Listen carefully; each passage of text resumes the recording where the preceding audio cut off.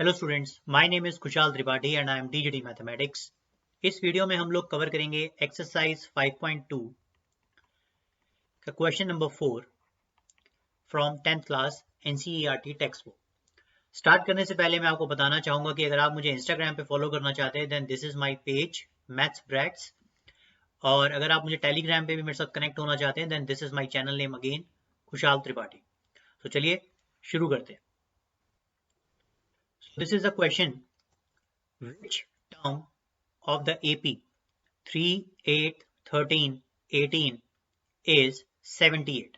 Alright, so student basically इस question में हम लोगों से ये पूछा गया है कि बताइए ये जो AP गिवन है उस AP में कौन सी टर्म 78 होगी। Alright, अब स्टार्ट करने से पहले मैं आपको बताना चाहता हूं कि स्टूडेंट्स को बेसिकली प्रॉब्लम क्या होती है इस क्वेश्चन को लेके। वो मोस्टली कंफ्यूज रहते हैं कि इसमें n क्या है और an क्या होता है, क्योंकि फॉर्मूला तो उन्हें पता है कि an is equal to a plus n minus one into d, but वो पूरे टाइम इसी चीज में कंफ्यूज रहते हैं कि n और an किसको बोले। ओके, किसकी वैल्यू को n ले और किस वैल्यू को an ले। तो देखिए एक चीज हमेशा याद रखें कि अगर किसी भी क्वेश्चन में नंबर्स के एंड में मतलब उनकी सफिक्स ऐसे आ रही हो st लाइक फर्स्ट, ऑलराइट, अपना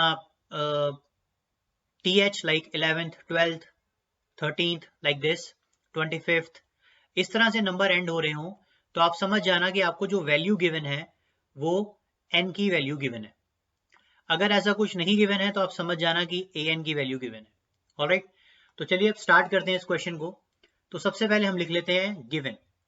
तो हमारे पास गिवन क्या क्या है, given is this AP, so you can say it is 3, 8, 13, 18 and so on। अगर हम इस AP को ऑब्जर्व करें तो हम कह सकते हैं कि हमारी जो फर्स्ट टर्म है that is small a is equal to 3 and the common difference is equal to 8 minus 3, so this is 5। और जैसा कि इन्होंने पूछा है which term of this AP is 78, तो ये 78 हमारे लिए क्या हो जाएगा, that is an, so you can say an is equal to 78 and we need to find the position of this term, so let it is n. Okay, like this. Now start its solution and you can say this, as we know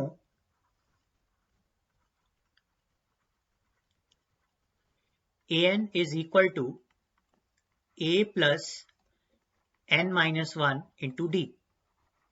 Alright, so अब अगर आपको ये value पता है तो आप इन values की यहाँ पर इन वैल्यूज को यहाँ पुट कर दीजिए। an is equal to 78 equal to a is 3 plus n की वैल्यू हमें फाइंड करनी है लाइक दिस, और d is equal to 5। Alright, अब देखिए इस स्टेप में आपको ये समझना है कि हम n की वैल्यू को निकालने के लिए कैसे कैलकुलेट करेंगे। दो तरीके हैं, इसमें मैं एक तरीका फॉलो करूंगा और आगे आने वाले क्वेश्चन में मैं दूसरे तरीके से इसको सॉल्व करूंगा। तो देखिए बेसिकली सिंप्लीफिकेशन है, ट्रांसपोर्टेशन हमें करनी होती है, बहुत सिंपल तरीके से करें। सबसे पहले आप 3 को लेफ्ट हैंड साइड पे ले जाएं तो इट इज 78 माइनस 3, और यहां हमारे पास क्या बचेगा n minus 1 into 5। Okay, so this will become 75 equal to n minus 1 into 5। NCERT में इस 5 को यहाँ मल्टीप्लाई कर दिया जाता है, बट आप चाहें तो डायरेक्टली यहाँ ले जाएं तो आप देख सकते हैं n माइनस 1 इंटू 5। तो अगर आप 5 को यहाँ ट्रांसफर करेंगे तो वो डिवीजन में आ जाएगा, तो it is 75 upon 5 is equal to n minus 1। Alright, अब अगर आप 75 को डिवाइड करते हैं 5 से तो आपके पास वैल्यू आ जाएगी, दिस इज 15। ओके, तो इस स्टेप के बाद आप कह सकते हैं that 15 is equal to n minus 1. This 15 is equal to n minus 1. So n is equal to 1 को आप इधर शिफ्ट कीजिए, so it is 15 plus 1. So n मैं यहाँ पे लिख देता हूँ. So n is equal to 60. Okay, अब इसका क्या मतलब है? इसका मतलब ये है कि ये जो 78 टर्म है और जो हमारे पास AP गिवन थी वो किस पोजीशन पे आएगी? This will be at 16 position. यानी कि जो इस AP की 16th टर्म होगी वो कौन सी होगी? 78 होगी. तो यहां से आप अपना फाइनल आंसर लिख सकते हैं.